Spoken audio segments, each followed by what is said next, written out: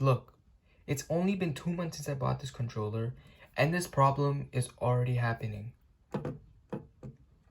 Just great. Yeah, I definitely have to make a video on this. Hey, what's going on guys? Average Gamer here, and today I will share with you my 2-month experience with the PowerA Nintendo Switch Pro controller. Alright, let me just tell you off the bat, this experience could have been better. Alright, before we get to the juicy stuff, oh my god, did I just say juicy stuff?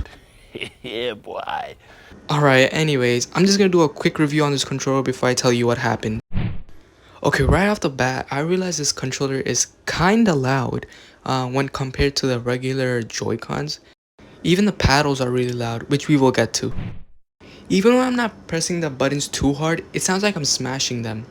Okay, that was a little over exaggerated, but you get the point. But aesthetically, this controller is really good looking. It looks kind of like the Xbox controllers, in my opinion.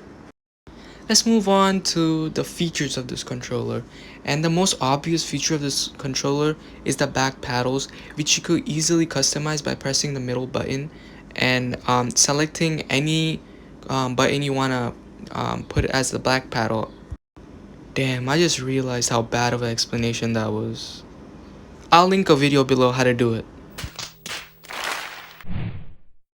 Alright, the last cool feature of this controller before we head on to my little story of what happens with this controller is that it has gyro sensors. You could use gyro sensors to in games like Zelda to aim your bow or something like that. Oh yeah, one little important detail is that this does use AA batteries.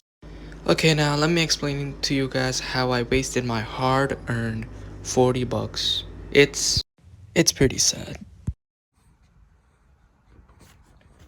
Alright guys, it's been 2 months since I bought this PowerA Nintendo Switch Pro controller, and it's already acting up.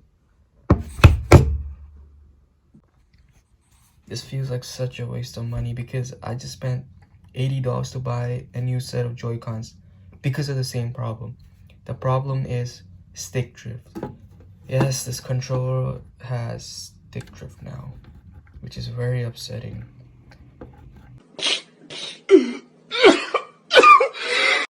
Alright, so if you guys don't know what stick drift is, it's basically this problem that happens with every controller, no matter what brand it is. It especially happens to newer controllers. It's basically when you're playing a game, your character just starts walking by itself because your stick is basically drifting.